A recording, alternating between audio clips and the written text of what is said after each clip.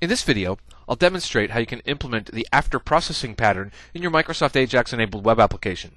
The after processing pattern is great for when you have a little bit of wrap-up logic that you want to execute when the user is done with your application.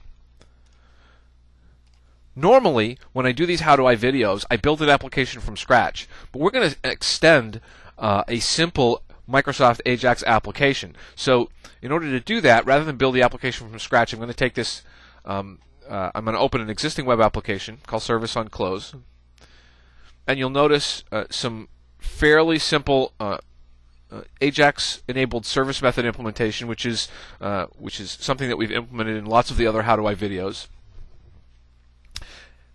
Let's take a look at our web form here. So we've just got a text box and a button. This is just our business logic. Doesn't actually do anything. We've got a couple things here, though. Here is a link. So this is a hyperlink control which links to the homepage of the ASP.NET website. So it goes to www.asp.net. Let's look at the source code behind here. Now, just in order to fabricate some data that we might want to do something with back on the back end, I've implemented a JavaScript timer. Right? So you can see here, there's nothing very complex about this. It's just code that I lifted off the internet somewhere. And basically, this just starts at 0 when the page loads. So I have an onload event that calls the up function and gets the timer started, and then just clicks away 1 second at a time, 1 second at a time. Right, so that's going to be basically our application. Let's just watch it running.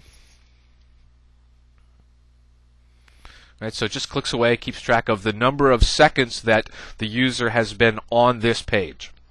Right, so let's close out of that. Now, when the user is done with this web form, I want to call this web service.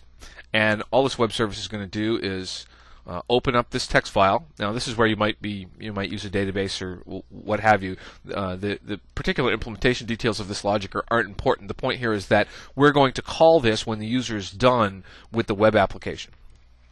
In our case, all this is going to do is take an input parameter as a string and write it out to the file.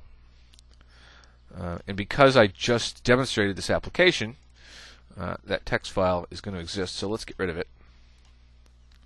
Right, so note here, again, all we're going to do is create this output.txt file, take the input parameter, and in our case, we're tracking how many seconds the user has been sitting on this page. So this might be a way for us to, if we're keeping track of how much time the user is using our application, we could track a session variable. But if we're displaying, for example, large articles, maybe we just want to keep track of the incremental value in between their last service request and the amount of time that they actually sat looking at the web page that was returned.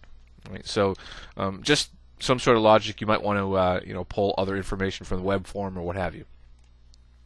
Back here in our default.aspx page, a couple of things. Note that we've created the service reference to our simple service, right? Just as we would calling any Ajax-enabled service method.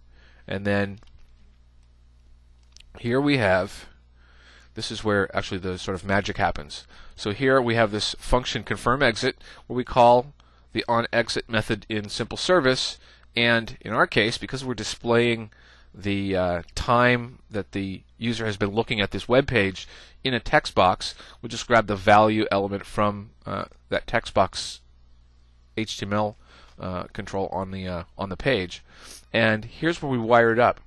So we set window.onBeforeUnload equal confirmExit, and confirmExit is the function, of course, that we want to call.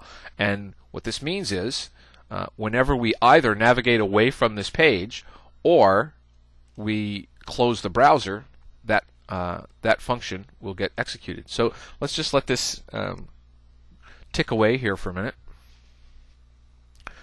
So we'll count that to 13 or 14 seconds, and then we'll say we'll X out of the browser. So notice all I did was just X out of the browser.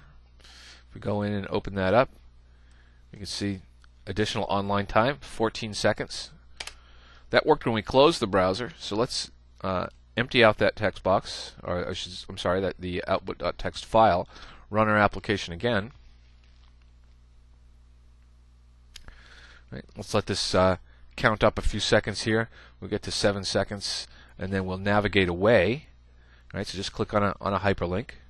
Right? Now let's go in and have a look at our output again. And there we go, additional online time, 7 seconds. So it's really that simple. That's all it takes to just hook an event inside the browser and use that hook to call a service, send whatever information you want back, and by doing so, enables you to implement the after processing pattern for your Ajax-enabled web application.